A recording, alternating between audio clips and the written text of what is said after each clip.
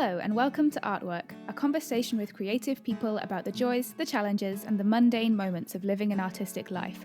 We're your hosts. I'm Poppy Rose. And I'm Brie Robertson.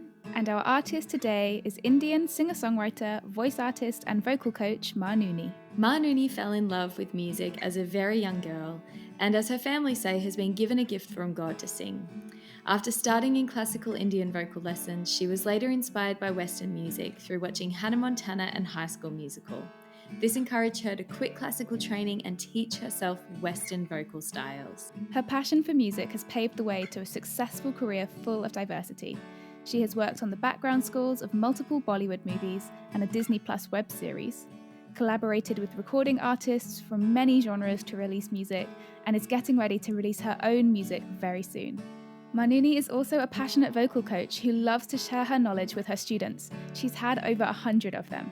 In this episode, Maanuni shares with us the importance of authentic networking and building friendships instead of contacts in the music industry, the lessons she's learned about taking care of her mental health, and she helps us reframe our outlook on competition from jealousy to celebration, appreciation, and gratitude. We also heard about how the pandemic has affected Maanuni and her family, and the reality of what it's like living in India during this unfathomable time, especially from an independent artist's perspective. Maanuni is truly an incredibly wise woman and artist. We loved this conversation and we know you will too. Let's dive in.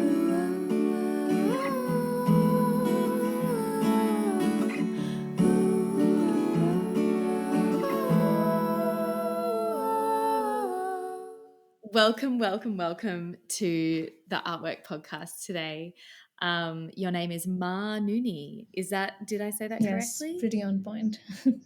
My native language is Gujarati in India. So we kind of have names that have meanings in different languages. Either it could be Sanskrit or whatever. So in my native language, my name means a gorgeous lady. And I think that's like the only name that my Perfect. parents, my mom, in fact, thought of. Like she had no idea whether I was going to be a boy or a girl. So they had just thought of one name and they're like, okay, we'll improvise if this is a boy, but we want to go with this name. And yeah, that's how it came about. Oh, amazing. And look at you, you are a gorgeous Thank lady. you. You've never met anybody else with the name. Nobody else has this I mean, name. I did find one or two people, but it's like they don't have like they don't either pronounce it the same way that I do, or their spelling is definitely different from mine. It's just that. So if you type in my name with like MAANUNI, it's the only one that exists, and that's something that my dad insisted on. He insisted on like putting the double A's just so it could stand out, and so those little decisions have kind of made it pretty unique. I love it when parents are really consider those names, and it's Yeah. like I always feel when I think about my future children's names, I kind of like, okay, well, if they wanted to be an artist, that would be a great stage name. Exactly. Yeah. And your parents just gifted you, No, for gifted you this real. beautiful For stage. real, because like I know a lot of people who are just complaining like, why is my name this? Gosh, what were my parents thinking? So I'm very, very lucky that I don't have to.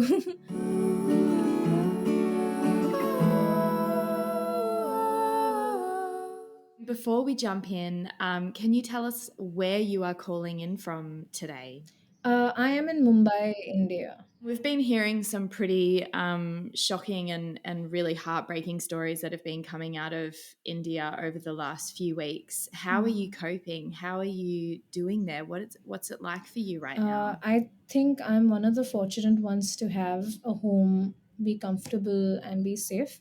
Uh, I think when the pandemic had hit for the second time in the beginning, that's when it kind of hit me as well, because my dad had tested positive, and so he had mild symptoms, but again, it was a scary thing where you have a COVID patient in the house, and you don't know how this is going to go. And at that point, the situation started to spiral outside as well, where these hospital beds are not available and oxygen is a shortage and all of that stuff.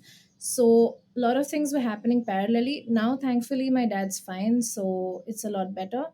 And well, I'm just grateful that Mm. I get to, be at home, enjoy Netflix at home, because there are so many people in India, especially in Bombay, which is like a very, very densely populated city, where, there are like 6 to 7 people living in like a small, like room sort of a house in the slums. And the heat is crazy here. So imagine like them, like 6 to 7 people just in one room in that heat. It's crazy. So I just feel lucky to have Mm. a comfortable home and my parents with me who are safe and Mm. everything. So that, but again, I'm very I'm very worried about what's happening outside.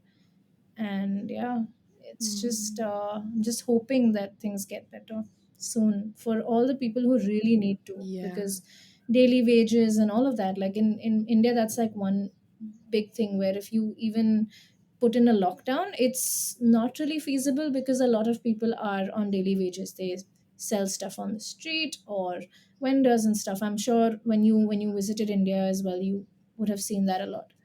So to Hmm. have a complete lockdown and for Yeah. them to not have any income to survive in a very costly city like Mumbai is not, it's not possible. So it's quite a grave situation, Yeah. really.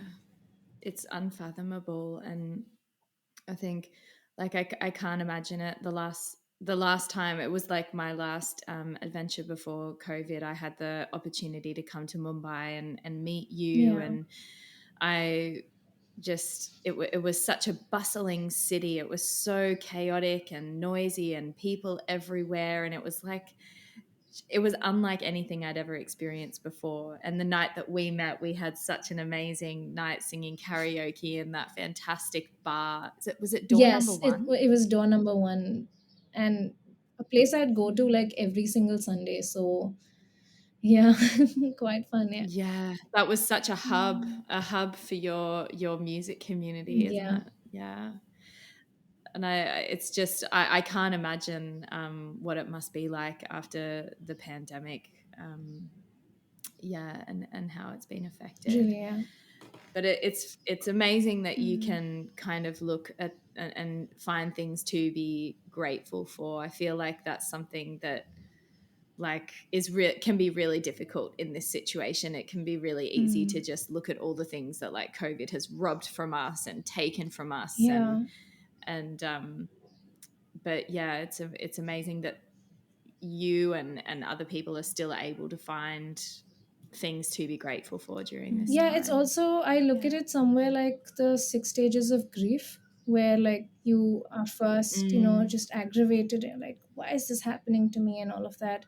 I'm in my 20s, I'm not getting to live my 20s, not getting to travel, 2 years of my life just gone, etc., etc.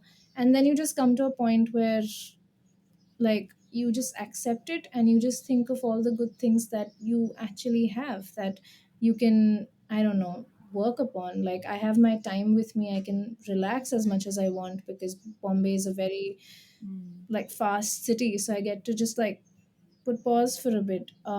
So I've just thought of those things as well, which have actually helped me even sit down, create, relax, watch Mm. the gazillion movies I wanted to watch. So yeah, I think I can, the least I can do is be grateful and not just I don't know, swim in the pool of sadness. I'm glad that you're okay, and I'm really glad that your dad is okay. Yeah, I'm very glad to.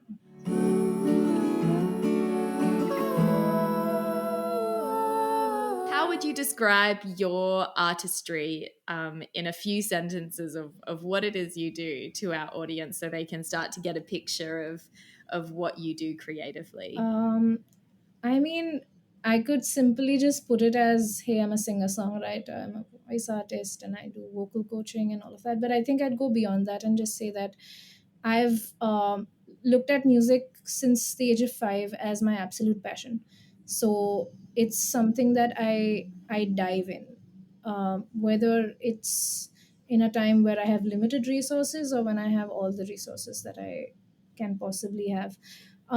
So pre-COVID, definitely, I think I don't know. I think I've been so busy in life. Like since the past 4 years or so, I've just been working and working and working, and I'm a person who really likes to work and stay busy 24/7, Mm. like without stopping. In fact, I don't know, I think I've been that person who would like not realize that they're falling apart physically and still end up working because my mind is still fresh. And Yeah. yeah, so yeah, I think I've, as I said, been a singer songwriter, have been writing for myself since the age of 6 or 7, I think, but properly gotten into it with writing my own music, and also kind of diving into different avenues within that, within songwriting, where I've had a brilliant opportunity of Mm. also writing and singing for um, background scores of Bollywood films, which is another thing that I was pretty Mm. actively doing pre COVID. And even in COVID, actually, I did 2 projects. Um, and then the Wow. teaching bit happened, where I've always wanted to give to society. Like, I've always wanted to share what I know, because I've been singing for 2 decades Mm. now. So there's been a lot of like accumulation Wow. of learning through training as well as self teaching in a way. So I've always wanted to like do that, where I get to share whatever I have. And so I've been teaching a lot, and Wow. that's been really active. So yeah, that's pretty much what I do. Wow. It's I find it so fascinating that you've said you even started like writing and were so involved with music at such a young age. Like that is Yeah. just absolutely fascinating that you've been doing that singing for 2 decades and that you still have this huge passion for it. Like I just yeah, I'm in awe honestly Yeah. of your passion for this music and Thank you. Do you remember one of like the first moments or like any significant memories you have as a child where you really remember connecting with music for the first time, or when you first started to like express your own feelings through song? What was it about the music that just like wrapped you up and made you fall in love? Um, I can remember, or rather, I've been told by my family that I used to respond to music Yeah. ever since I was a few months old. Where if something would be playing, I would just immediately look in that direction or respond. Um, and one thing that I noticed very early on was that I had a very strong ear. So my ear training, in technical Mm. terms, was very strong. I could know what is off key and what's on key. And so Mhm. even wow. as a child, when my grandparents or anybody would just sing me something and then they would teach me, I would like pick up the words and I would sing it in the right key and sing it in tune, and even respond accordingly. And they noticed all of these things, so they put me in Indian classical singing classes at the age of 3.5 or 4 years old. Wow. So I remember very distinctly sitting cross-legged, like a tiny me sitting cross-legged in a classroom, which is, and that too, Indian classical is very like, I wouldn't say regimented, but like very disciplined in a way. So I would be sitting and I would do my exercises, my vocal exercises, and sing and all of that, and I felt so connected because it came so naturally to me. It was something that I Mm. felt was very easy for me, and that would intrigue me even more, that, oh, this is coming easy, what else can I do, like what else can I do, and stuff like that. So it kind of just grew from there, and that's when I knew. And of course, like later on, when I was about 7, 8 years old, is when I got into the whole world of Hannah Montana and High School Musical. So I got to see, okay, this is what happens on stage. I get to like play in front of like people, and this is so much fun. So that's all I dreamt about since that age. And till now, that's been the only dream I've had in a way. So yeah, that's been the Wow. driving force, I guess. So, as a child, when you were kind of formulating this dream, how did the people around you react? Because we know a lot, we've talked to a lot of artists whose, parents might have been happy with them having a hobby, a creative hobby, But what was it like for you growing up in India? I can imagine the competition is fierce in India, and we talked a little bit about this with Jatin as well. Um, did you always like have this dream, and were you supported in that? So my talent has been supported a lot. My family, everybody in my family is a great connoisseur of music. They're very active listeners.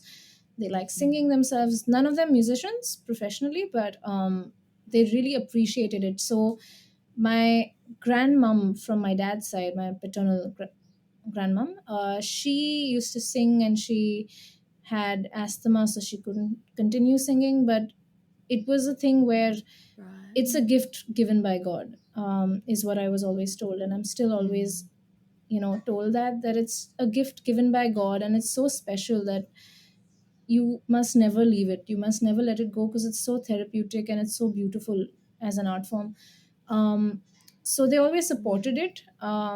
And growing up, I was always allowed to learn and do whatever I can with it. But as a career, of course, Mhm. it's a very different thing, because in India, um, there's majorly the Bollywood industry, and which is the Hindi Mhm. language singing industry. And even though I was doing Indian classical early on, but I shifted to Western very quickly at age 6 or 7. And I stopped my training in Indian classical, and I started self training in Western vocals. So um, Mhm. they at that point did not see that as a lucrative career option in a way, because again, Western music, or rather independent music, wasn't a thing back then so much. I mean, there was the jazz circuit and all of Mm. that, but I wasn't aware. I used to do Hannah Montana and High School Musical type of music.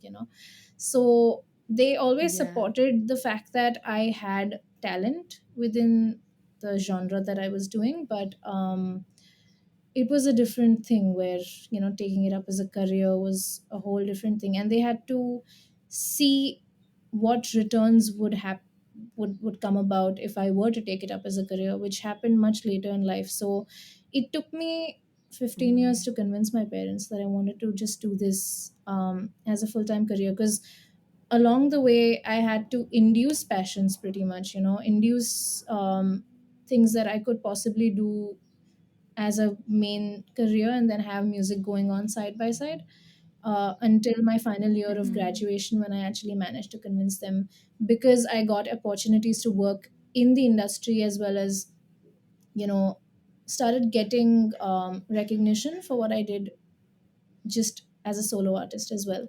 So I Yeah. think they needed to see those signs. Yeah. And in India, that's one thing where, because we have no social security, we have no nothing backing us up. uh, to think of things Mm.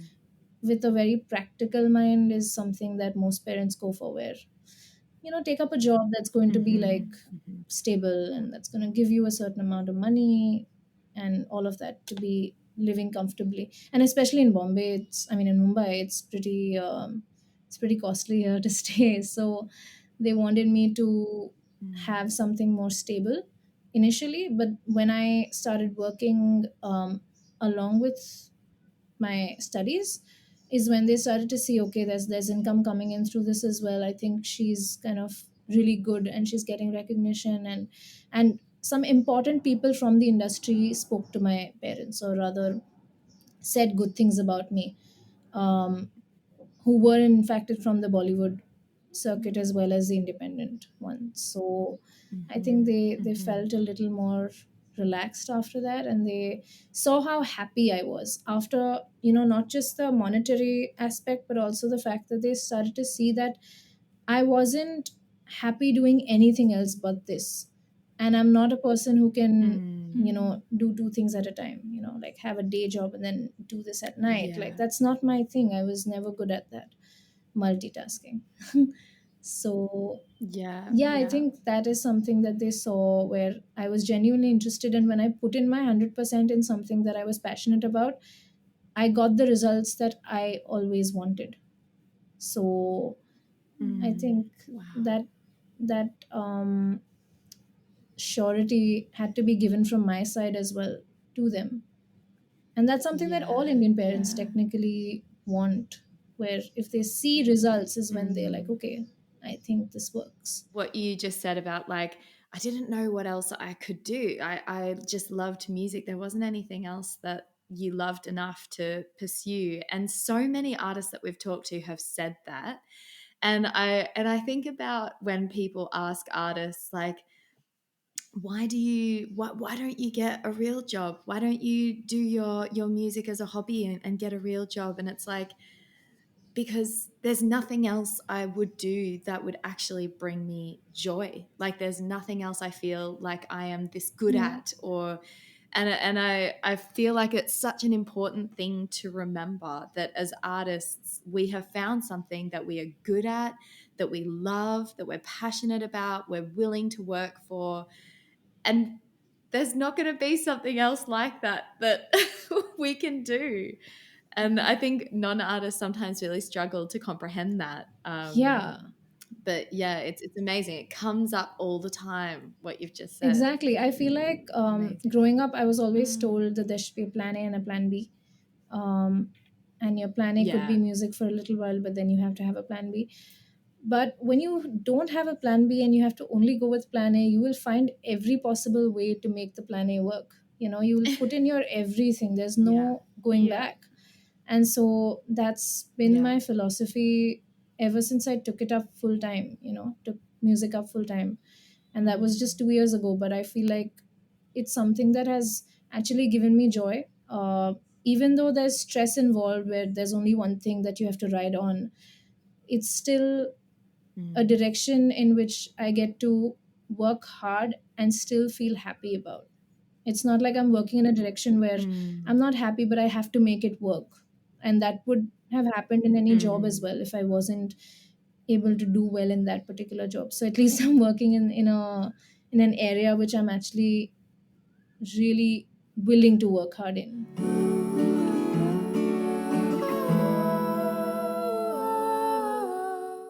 So you mentioned there that you're getting like results from putting every ounce of effort that you have into the music world. Um, and I really want to know, like you said about being involved in like background scores for some Bollywood movies. I want to know all about this. What is your role in that? What are you working on? What are some of the movies that you've been a part of, and how did you get into this world? That was a million questions. I'm sorry. No, I think I can give you an overall experience of the entire thing. So I think it came to me very surprisingly. I had collaborated with a band on a video of their own. It was their original song, and I was just doing backing for that. And there was a movie being made on jailmates creating a band and then winning a band competition sort of a thing. So that was like a real movie being made, and so they were looking for bands that could be shown in sequences of the film, like in a band competition where there are like multiple bands playing or whatever. So they happened to see the video that I was part of, and they asked us to be a part of the movie, and be on set.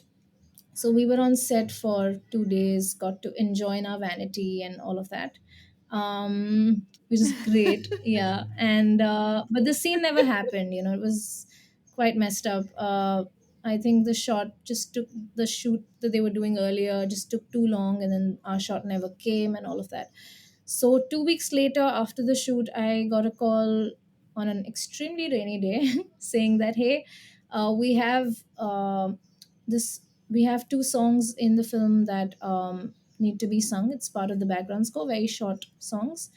And since we couldn't work with you in person, we would love for you to come by. Would you be okay with that? And I was like, hell yeah, I get to enter the biggest studio there is in India, pretty much, the biggest film studio, which is YRF. Wow. Um, Wow. so I went in. It was raining cats and dogs. I just somehow got there. The director of the film, who's also directed very big mainstream Hindi movies in Bollywood, was there in the studio. The music director was there. Another assistant of the music director, who also happens to be one of the best female guitarists of India. She was there. And so I was like, okay, I'm walking into a room where I get to meet all these people. It's just so surprising that I just landed up. It was probably luck, because there are gazillion singers out there, and yet, they happen to find me and whatever. And I happened to sing two of the songs in the studio, finished the entire recording of those two songs within 20 minutes. So they Wow. felt like I was good at my job, I guess. And because it was raining heavily, I stayed back in the studio and I got to chat up with them and talk to them. So I built a good relationship, where they started to like me in a way, as a person as well. Maybe, I don't know. I think I can only they can speak about that.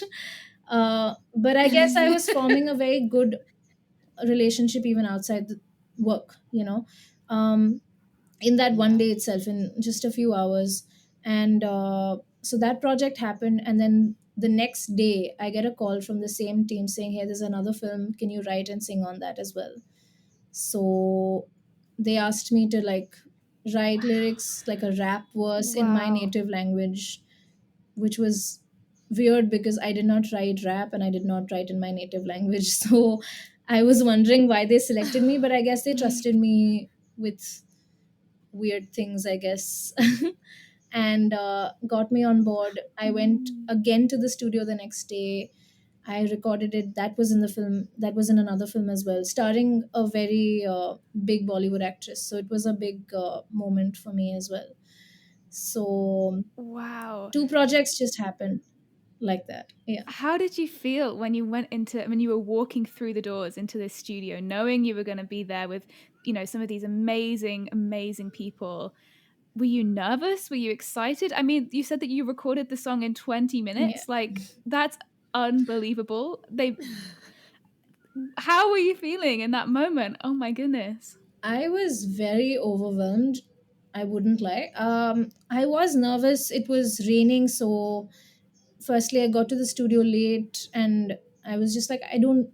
One thing I have to do is not mess this up. Like, this is a one in a million chance.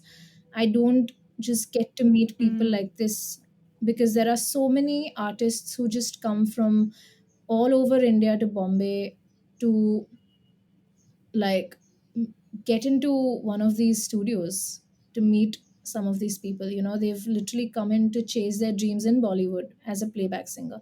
That was Mm. never my goal, even growing up. So for me to get something that other people are really, really, longing for and working hard towards, was like an opportunity that would never come just like that.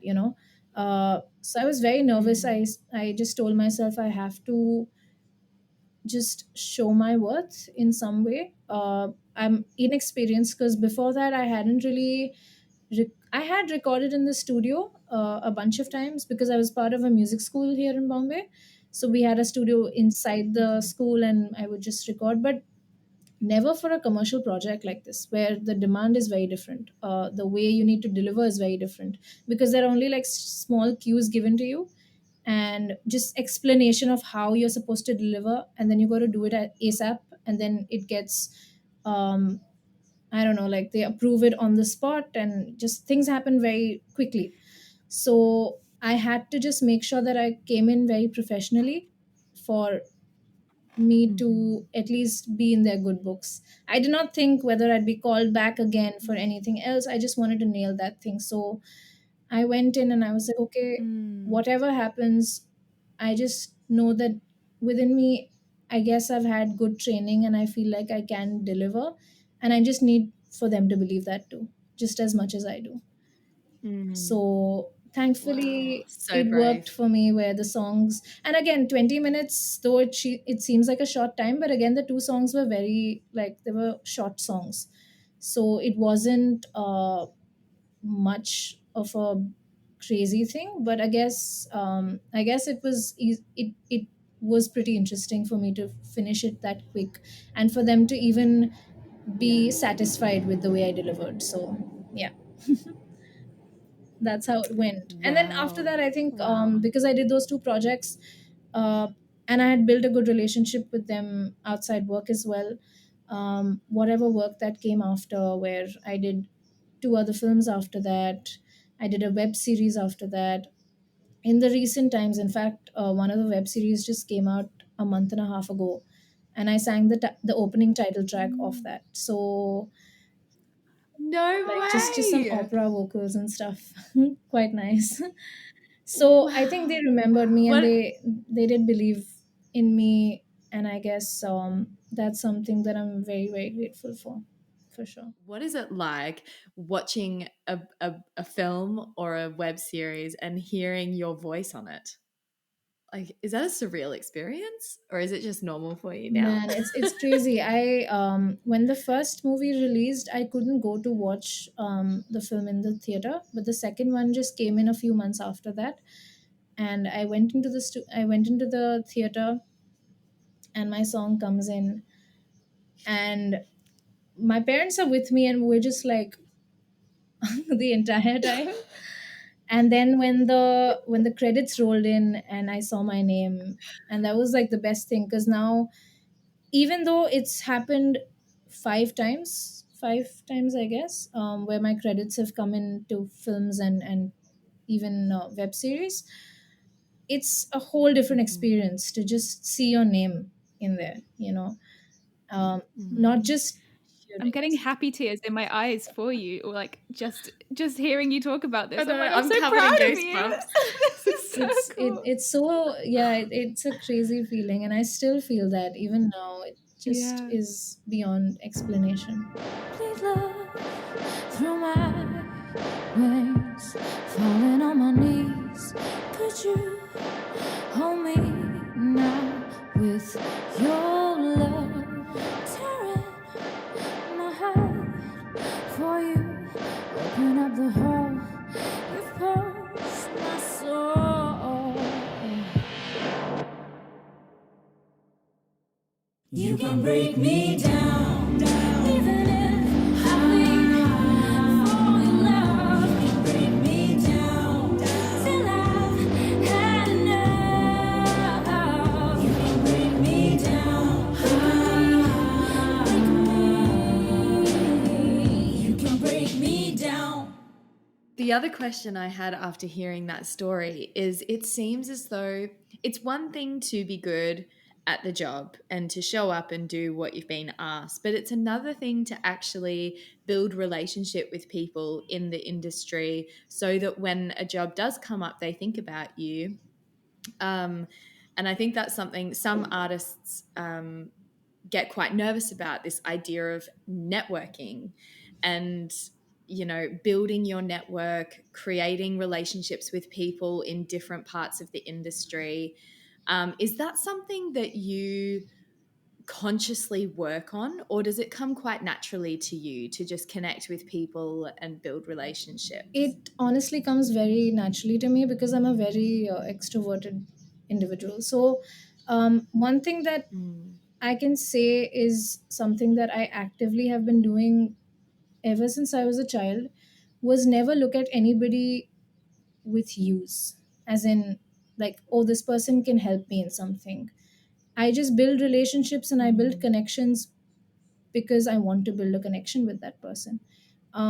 And so, mm, even in my workspace, even after growing up and seeing that, oh, this person can really be of benefit to me and all of that, I don't think I can even think about those things or think about people as contacts. Like, I don't like that word for some reason. mm, When you term somebody as a mhm, contact, because they're an individual, and all I want is to be able to learn from them, and even build a nice relationship for them to kind of trust in me, because that's not something that you can keep very passively. You have to kind of do that actively.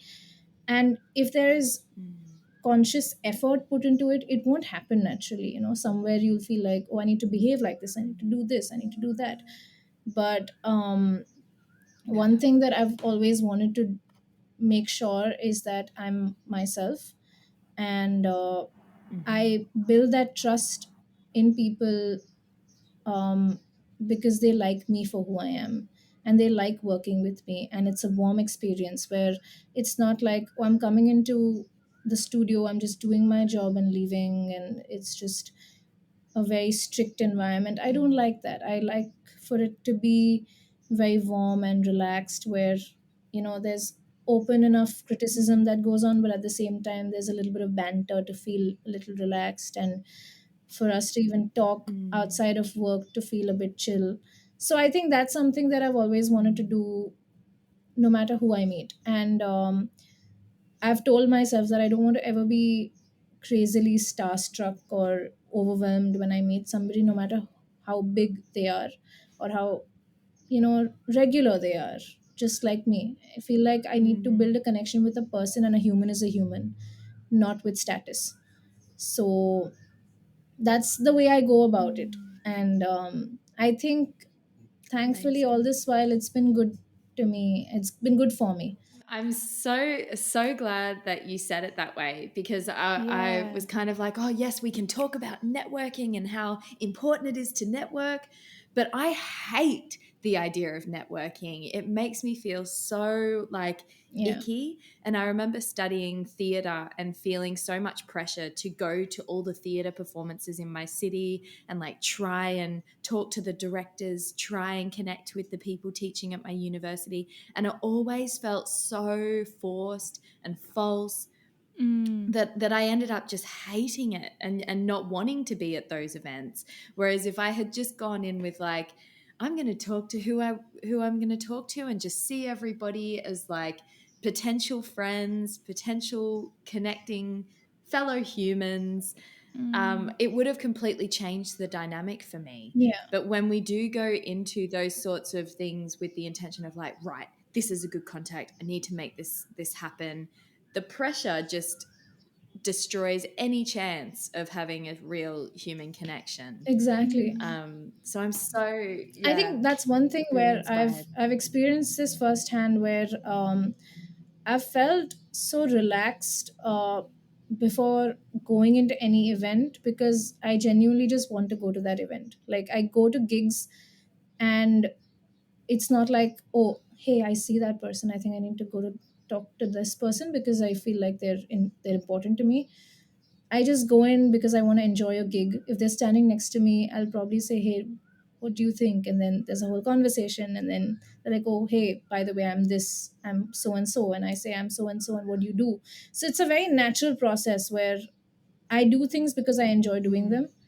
And I like mm, sharing that environment with people around me, since I'm an extroverted person. So I've never felt like it's a forced conversation, or I need to think before I mm. really speak to somebody, like, hey, I shouldn't say anything that's going to bore them, because then they won't talk to me or anything. I think it's important to have a Yeah, vibe which is very relaxing and approachable, where people think that they can connect. And that's yeah. something that I've been told by my peers, or even people that I've worked with, is that it's very easy to work with me, and also to build a connection with me, that they can talk to me outside Mm, work, mm. even as friends, and they feel very comfortable because I have that warmth. Yeah, So yeah, definitely. I mean, I met Yeah. you one time. We had a couple of hours in a bar once, and like I honestly felt so connected to you and Jatin after just meeting.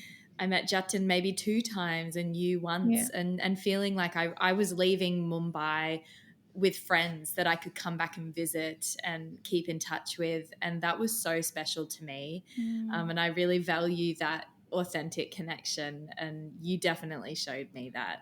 And yeah, that's just such an amazing outlook to have. I think so many people are going to Mm. listen to this and just feel this sense of relief that it's okay to just like Yeah. be you, forget the pressure of having to connect with the right people. yeah, Yeah, I think you've definitely like Horrible. reframed like you say, reframed people's outlook on this word networking has this, like you say, has Hmm. this connotation of like stress, and like everything has to be exactly as it should be. And I think what I really resonated with is that when you said, these people are individual people, you know, they are Mm-hmm. humans as well as their job title. And I think it's really important to remember that and have this authentic connection and relationship with them as a human. And then, okay, awesome, they also have this great job title. But I think having that connection as the first, Yeah, it's the first thing, it's the most important thing, is definitely something to take away from this Yeah. conversation, because I think so often you see the job title and and you get overwhelmed. But exactly. And that's one thing that I've yeah, also sorry. noticed is that professionals find it easier to work with friends than with just Mm-hmm. acquaintances or people that they've been Mm-hmm. suggested. So like even the fact that you're friends with somebody could translate in work, but the fact that you don't have that in your mind in the first place is what's important.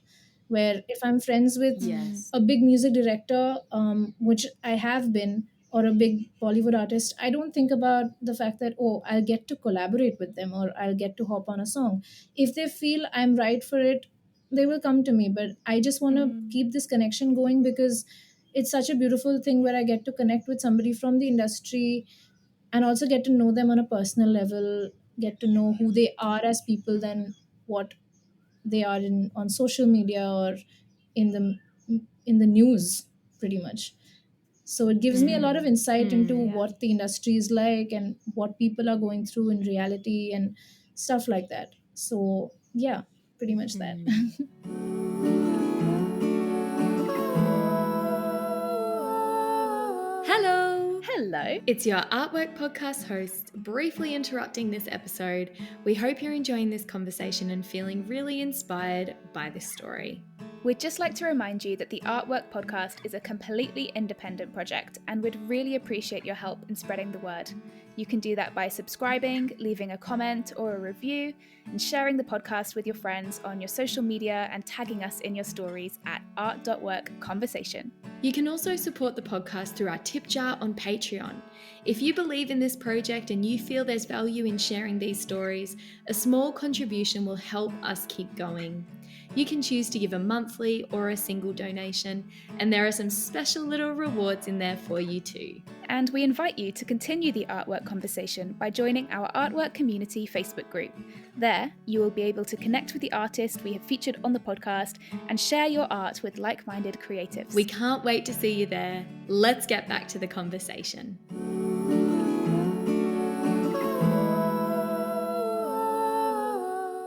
So, as well as doing all of these movies, you also are a vocal coach, and you said that you've taught over 100 students, which that's such a huge number. Um, but yeah, I would love to know, like, what do you love about teaching music and being able to share what you've learnt along the way? What's your favorite thing about that?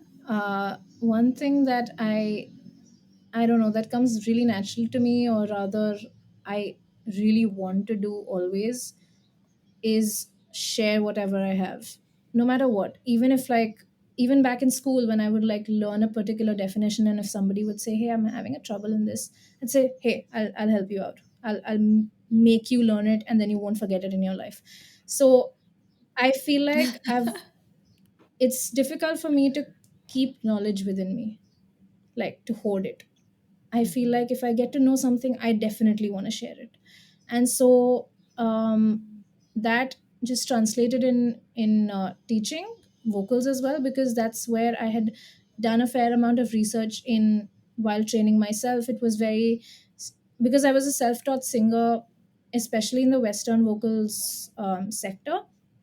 I had done a lot of things with trial and error. So I felt like when I saw a singer, a newcomer, or even a child for that matter, who wanted to get into singing, I wanted to guide them so that they don't make the same mistakes I do, and that they get the right kind of guidance and Mm, honest guidance, and not just um, Mm. stuff where knowledge is just fed into them. Because I had a teacher Mm. growing up, very early on in my Indian classical light vocals area, where she would just probably make me do things that weren't comfortable for my voice, that actually damaged my voice, and led me to leave the class pretty much. So Mm. I wanted for that to kind of translate into students who actually have the interest and can build upon it, then actually feel disheartened that they're not getting it right, because there's a right way of going about things Mm. sometimes, and then there's a creative way of going about things, which is catering to an individual. Like a technique can be taught to somebody by the book, or can be molded according to what the person can kind of do with their unique talent or their unique Mm. sound or their unique texture. So I Mhm. felt like I wanted to do that because that wasn't given to me. And the opportunity just came to me where a friend of mine who was teaching suggested my name to his boss. And it was like a teacher outsourcing sort of a thing, where there was this one individual who was just outsourcing teachers to different schools. I had a meeting with him back in 2017, and basically just went in. He explained the entire concept to me, that hey, are you good with kids, are you good with sharing, and does it come naturally to you? I was like, hey, I've never taught before, but I love kids. So I'm good. Like, I think I can handle this one. And an hour after that meeting, I took my first class. He was there to watch. 15 minutes into the class, he's like, you're perfect, you're in. And so Wow. I've been teaching kids since then. And then yeah, I was doing schools earlier, and then I had like close to like 7 to 8 students in one school, and then I would go to another school where I had that many. So I got to see different kids of different ages, and different talents and different interests and stuff. So I got to know a lot more of that. And then I slowly transitioned. I gathered more knowledge from not just teaching basic vocals to intermediate and advanced coaching. And I wouldn't say fully advanced coaching, since I'm myself a self-taught artist. So that, but then whenever I get to know Mhm. something new, or whenever I learn a new technique on my own, I feel like I want to share it. So I've been doing that ever since. And yeah, students have just grown like that in the last 4 years. Wow. So it's been pretty fun. That's You're amazing. such an amazing Thank you. human. I Yeah. am so glad that we're having this conversation today. I feel like I'm becoming a better person just listening to you talk. Like, your energy is Thank you. amazing. So, Yeah, it yeah, really I think I is. would love to have you as my vocal teacher. You have done so many different things. You're vocal coaching, you've done session singing with the films and the series you've told us about. What other projects do you balance, and how do you manage all these things? Is it a joy for you to kind of balance all these different projects? Does it overwhelm you sometimes? What is it like balancing all these different roles in the music world? I wouldn't lie that I'm not a multitasker. So it's difficult for me to manage a lot of things. But again, I feel like because I've taken so many things on board, and I want to commit to all of them with equal importance and equal respect, I force myself Mm. to kind of manage and do things in a systematic way. Apart from teaching and the session work, thankfully, that's something that I'm so grateful for, because that's what I'm able to do even in a situation like a pandemic, where people are losing jobs. Mm. So I feel like I've held that close to me, even though it's hard for me to manage, because I'm so grateful that I at least have that going on in my life. Apart from that, I Yeah. have been writing my own music and working with producers and DJs and different other songwriters, co-writing with them, composing with them, even arranging for that matter. Um, so I've been working on a lot of those things as well, but at the same time, it's difficult for me. I wouldn't lie, it's very difficult for me to kind of jump in, where I've done like 3 to 4 classes a day, and I'm like tired, and then I need to get into a Mm. creative space where I have to write music and then communicate with my producer Mm. on how to execute it and all of that. And at the same time, right now, I'm also working on uh, conceptualizing my music video for one of my songs. Then an animation video for another song. And that's like a whole different world, because as an independent artist I don't have many Mm-hmm. people managing me or doing any of that work, where all of the execution, everything Yeah. just comes down to me, where I have to send emails on time and I need to coordinate with the people I'm working with, whether it is for a music video or even for another thing, even like booking gigs or booking Mm. um, projects or whatever. So it's pretty overwhelming, and in a situation like a pandemic, where though you have ample of time, it's the headspace that you're in that really cramps things up. Like, oh, I need to do this, I need to do this, I have so much Yeah. to do, and like, I don't know, I'm not getting the inspiration that I need and all of that. But so far I've Mm. tried to manage, and I keep trying to just settle, because another thing which I mentioned at the start is that I've been a person who likes to work a lot, and I exhaust myself because I'm like, Mm-hmm. my mind is so active the entire time. So sometimes that just goes overboard, where I've too many things and then I just jumble everything up and I don't know what how to go about things. But Yeah. I've had Yeah. people who've been helping me in some ways, and who are supporting me and who are giving me inspiration, talk to me daily, help me through my mental health as well. And so far it's been okay, but I would definitely wish for it to be a lot more effective and efficient. But I guess I Mm. can give myself that Yeah. space where I'm like, you know what, we're going through a pandemic, there's a lot happening, and I think I should care for myself as well a little bit, and not just Mm-hmm. worry so much. So yeah, Yeah. Yeah. so it's been difficult, but I think managed it so far, and I feel like I will do it more effectively even in the future. Mm. Wow. Yeah, I was actually talking to one of my good friends here the other day about how um, we forget what our lives were like before COVID, and or it's difficult sometimes to separate what's happening now in our minds and in our lives from the situation with Yeah, COVID.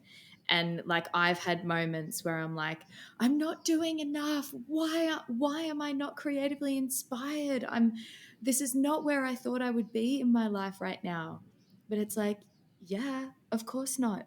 You're in a global pandemic. Like, it is affecting your life, and it is affecting your craft, and it's affecting your opportunities, and that's not your fault. It's not our fault. It's like an external circumstance that is really affecting our lives. And I think because it's been going on for so long, it's easy to forget that it's actually COVID that's doing that.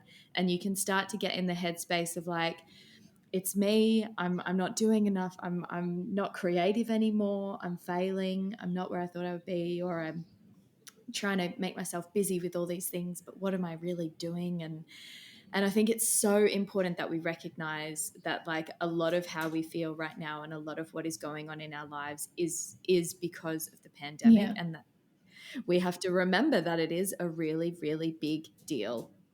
And I think we can normalize it because we've been living in it for so long, but it is a really big deal that, Mm. yeah. yeah. A lot So of people I are really also like understand that. desensitized to the whole thing, where okay, we're just going through this. One thing that a Hmm. lot of people, including me as an artist, we kind of fall into like the pit of overthinking and thinking about, oh, I have all of these things, I have a freaking MacBook in the house, I have a studio set up, I should be able to record like 10 songs in a month, I have the equipment. Hmm. Hmm.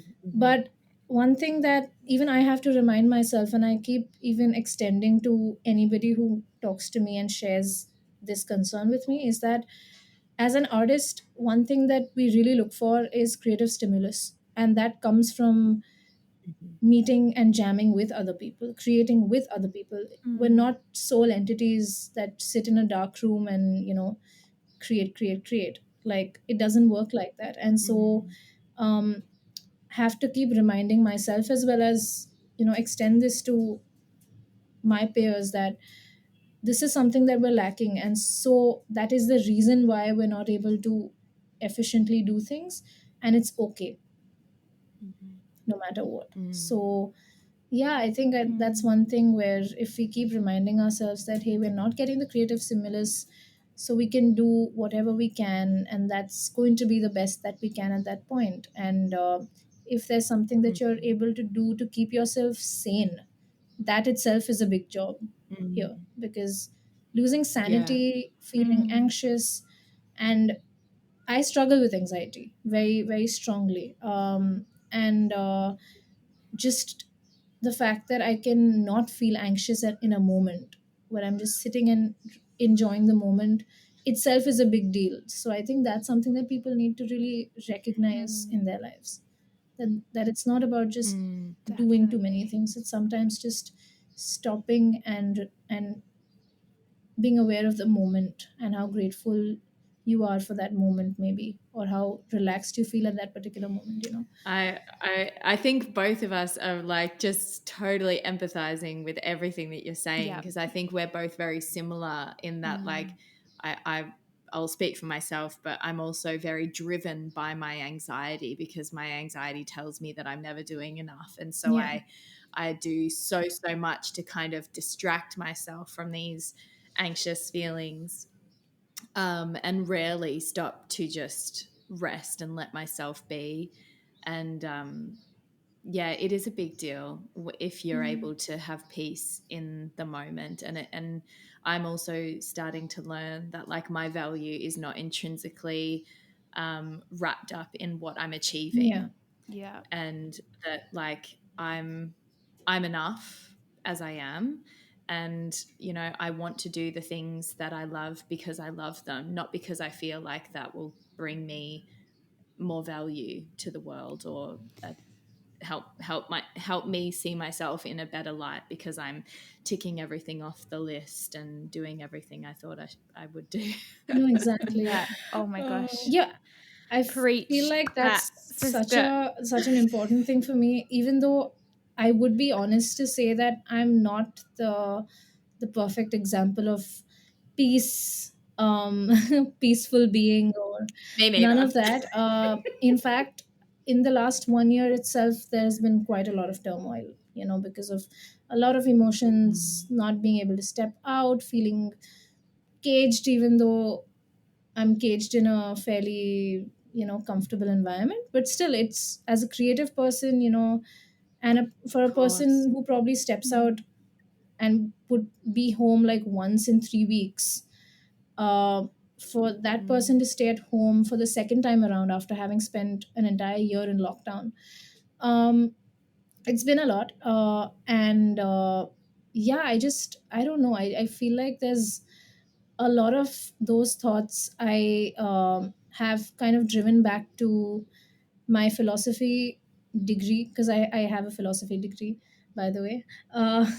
I studied philosophy in Oh college. wow. So a lot of the stuff that I kind of got from there about your dharma, as in your duty, or your karma, all of those words that I'm sure you Mm. might have heard somewhere.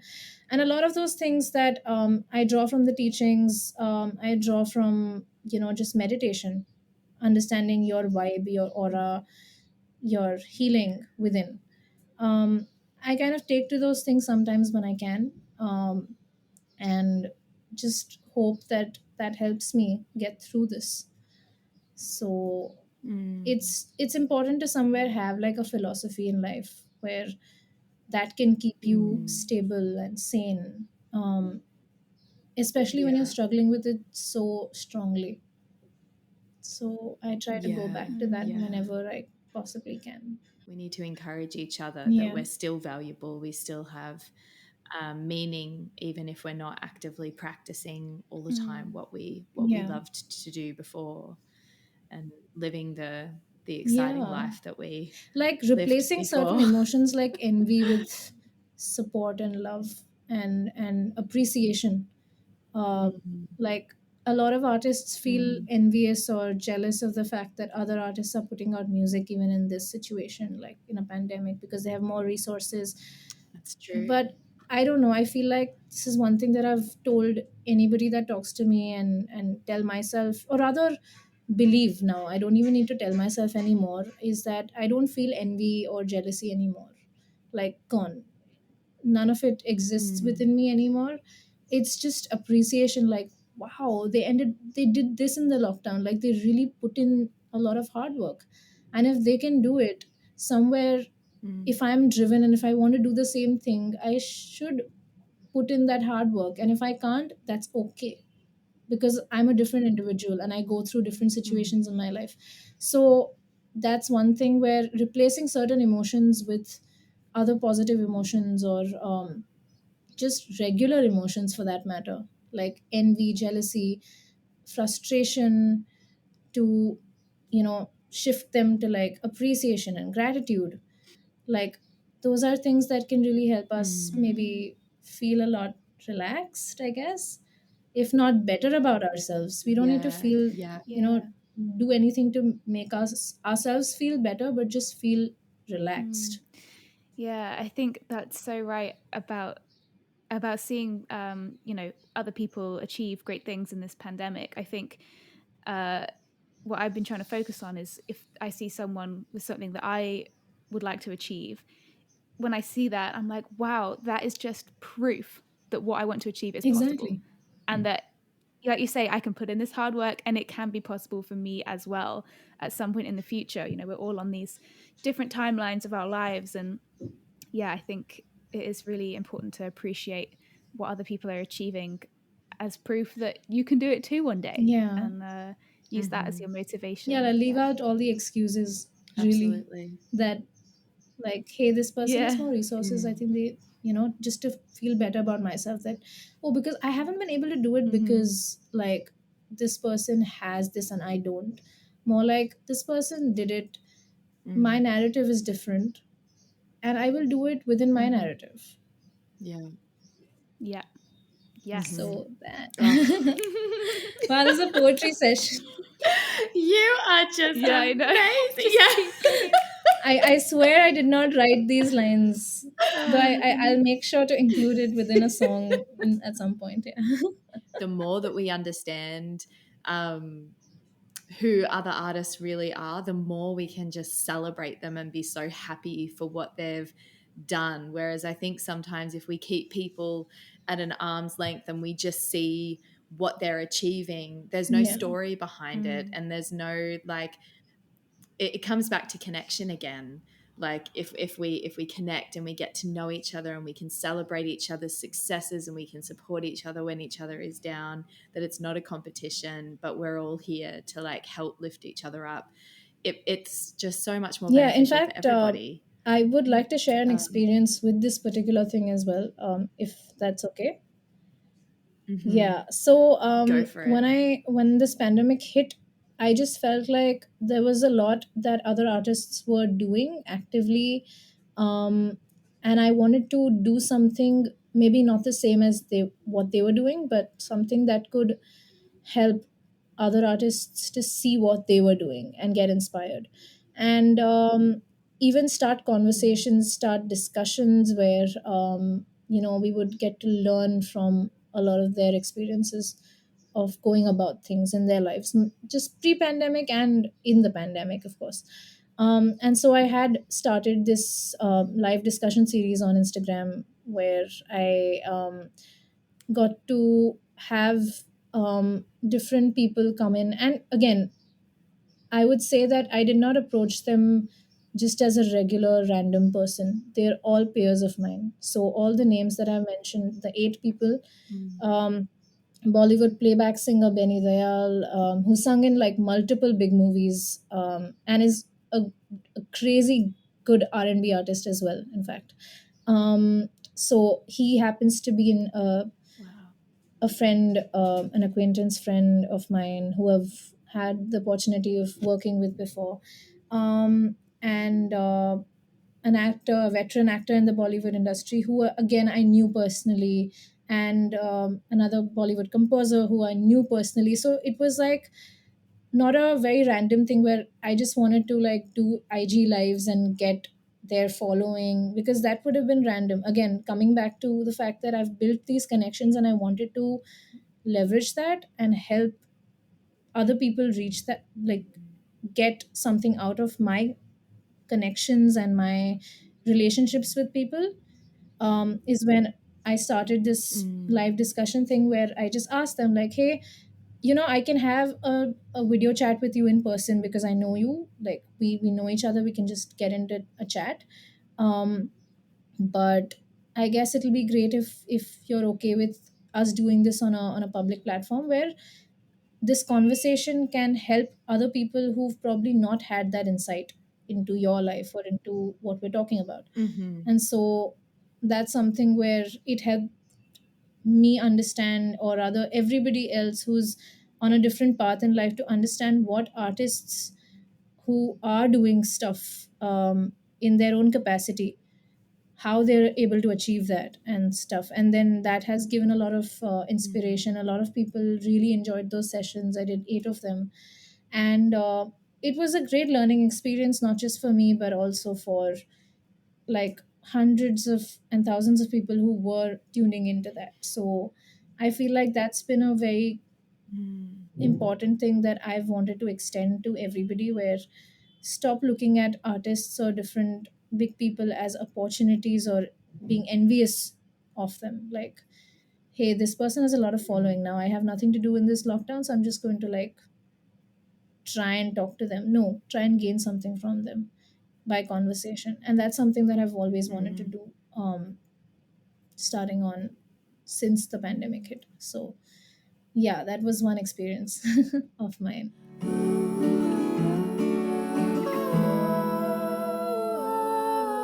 So you're working on a few projects right now. What are you working on at the moment that we should know about? So I have been working on a few collaborations with different artists, and one thing I love doing is collaborate with different people of different genres and not just stick to one thing, because I feel like I want to be versatile in a way, and find my sound. And still I'm in a very initial process of really finding my sound and finding my genre or finding my vibe and my brand and all of that. And so I've wanted to explore a lot. So I'm working with rappers, with producers, with even film professionals on stuff where I get to write with them and create with them. And apart from that, I have 2 songs of my own. One is called "Call My Name," which is an 80s synth pop track with a modern vibe to it. And another track is a very chill, drive along, listen, which I'm working on. So these are the 2 tracks. One of them I was supposed to film a music video for, but the situation isn't really allowing that to happen now. But whenever that happens, honestly, I'm just letting it take its own time. And the other one I'm working on with an animator. So I think once they're ready, I'll hopefully be able to put it out soon enough, because I've not had any of my own original music out just yet. Um, and that's something that I've always wanted to do. And just about a month and a half ago, I had a release on a rapper's album where I collaborated on one track with him, where I kind of rapped on it, like kind of sang rapped on it. um, and that was a very different sound for me to get into, which was great because that rapper again is a fairly well-known rapper in India. And so it was quite an interesting experience for me to kind of get into that as well. So a lot of these collaborations, a lot of these projects that I've gotten to explore and learn and do things that I didn't think I would or could do. चाहिए कामयाबी हर पल और मैं हर पल करूं celebrate मेरा शुक्रिया तुम्हें तहे दिल से कि आप आए इस महफिल में पेशे से मैं कवि हिप हॉप के मैं तहसील से शुक्रिया चैरिटी बिगिंस एट होम पहले खुश रहना सीखो जैसे भी है जो भी है ठीक है नहीं हुआ कोशिश करेंगे पॉजिटिवली कोशिश करेंगे खेलना इम्पोर्टेंट है जीतना इम्पोर्टेंट है लेकिन खेल में बने रहना और खेलना भी उतना ही इम्पोर्टेंट है जितना विन करना इम्पोर्टेंट और होगा भी नहीं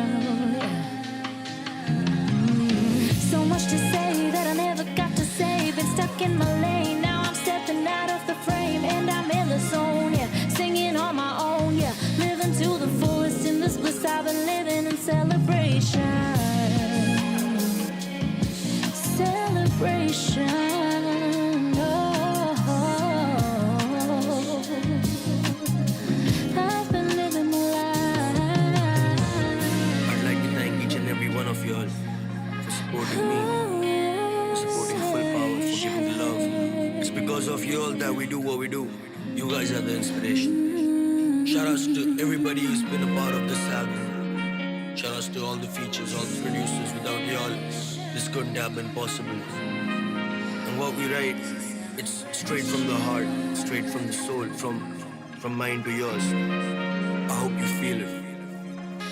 And I don't really care about the number of plays, the number of views this album gets, as long as the people who listen to it feel each and every word, each and every sentence that I put up in these tracks. And with my mom's blessings and power from the heavens above, I promise y'all we about to go up. Welcome to the era of full power. That is something that I'm very excited, not just for myself to get into, but also for other people to listen and know me better as an artist and not just as Yeah. a person on social media, you know.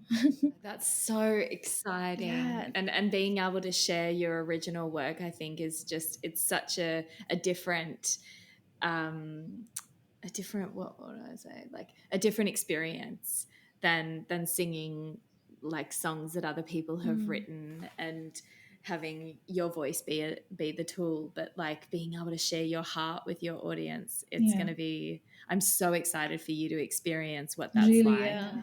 And I mean, so to, far it's only been like yeah, projects to that share your have love. been out, but where I've written for another person or written for from another person's perspective or Yeah, for a yeah. brief that has been given to me. It's not Mhm. been my story, like not something that I have wanted to extend. Yeah. So yeah, these are a couple of projects that I'm looking forward to, because this is going to be my sound that I have written and I have Yeah. approved and not like have any other person tell me what to do, you know, in a way. And so Yeah. yeah, Yeah. I've been pretty nervous about it, but I'm very excited for them to Yeah. come out. So when are they coming out? Um, Is that happening soon? Essentially, yes. I think I want it to be out within the next 2 months. But again, I don't want to keep any timelines, because in a pandemic situation, again, Yeah. I want to respect other people's Yeah. spaces of work as Yeah. well. So if I'm working with Yeah. an Yeah. animator, I'm pretty sure that just as much space I need for writing my own material or doing my own thing, they would need the same, because of whatever situation that might be happening in their Mhm. house.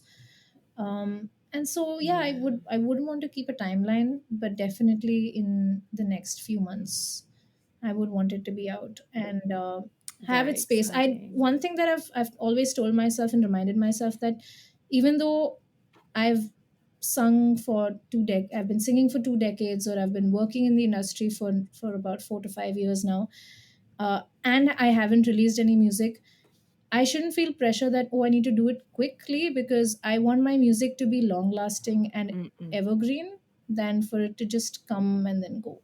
So Mhm. if it takes time, if I'm completely Yeah. convinced of the sound that I want to put out, only then will I put it out. And if that takes time, it takes time. But I want to respect that space and time. Yeah.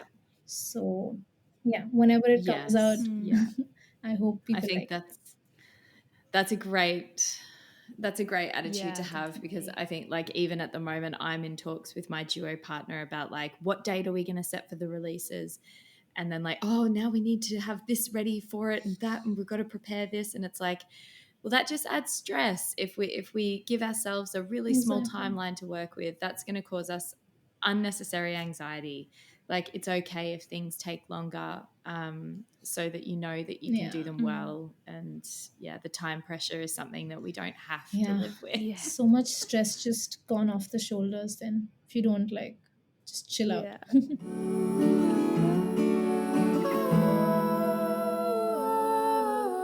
Anything that you want to share with our listeners for them to take away from this episode? What would you share as this little nugget of wise wisdom? Although I feel like this whole episode has been Yeah. like that, but Really let's sum it has. up in one little bit now. I think a lot of things that I have mentioned is something that I would want to kind of talk about with everybody who is inspired by music, is that don't let anybody decide your narrative. Your narrative is your own, that's your story. If there's pressures involved, that should be pressures put by you and not by another person, because the one good thing about being an independent artist that you don't have a boss above you. And so Mm-hmm.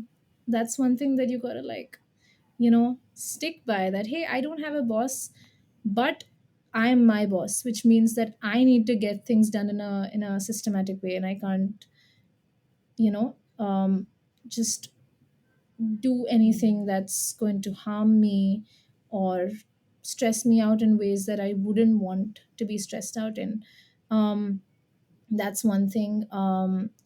One thing that I've always wanted to say is that maintaining professionalism is one thing I have seen in a lot of artists that would could get better. So that's one, I don't know, word of advice in a way, that being a Mm-hmm. little prompt and stuff like that could help them a lot better. Mm. um, Having a philosophy in life, something that you really believe in, that can help you drive your energies and your vibe in a way, is really important as well. And replacing certain emotions, I think I mentioned that as well. Those Mm-hmm. things. And I think, yeah, most importantly, just value the connections and friendships that you have, because in a situation like the one that we are in right now, having good and real friendships without seeing what benefit we'd get out of it, um, is something that we can really hold close to ourselves, and not thinking about what outcome it might bring, whether you get to work with that person, whether that person is really important for the work that they do. They should just be important for being them. Like, they're important to you because they are them and you enjoy their Mm-hmm. company, and that's something that we can all do in such a time. So yeah, I think that. And just go easy on yourself, basically, just be Amazing. chill. I think whoever listens to this episode is going to walk away feeling so filled with inspiration and also just like relief. Mm. You know, I feel like you, with a lot of the words that you've said today, you've really given us permission to see things in a different way and Mm. to let ourselves release some pressure. And it's really, really encouraging to have somebody else say that to Yeah. us. And, you know, especially for artists to say that to each other, to give each other permission to be easy on yourself and to, you know, all the things that you've said. Yeah. Yeah, it's been such an Thank honor you so to Oh, talk much. to it you truly today. has. I feel like I'm gonna listen back to the edit with a notepad and pen and jot down all the wisdom that you share.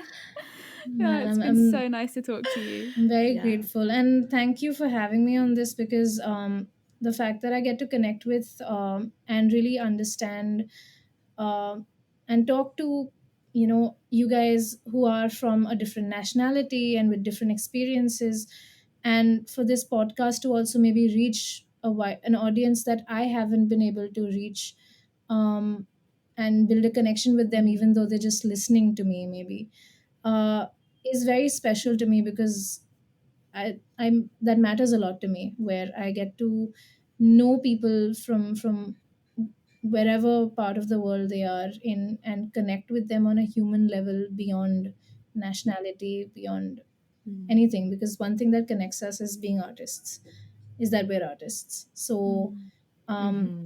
I'm very grateful Yeah. to have been a part of this, because I get to do that. I get to connect with people from Oh, all over. Thank Thank thank you you. so you. much. And if you're listening, go and share this with a friend because I think more artists need to hear this Oh, hell episode. yeah. So share Maanuni's story with your artist friends and let's get her story out there to the world. And yeah, thank you, Thank thank you you, so thank you. much.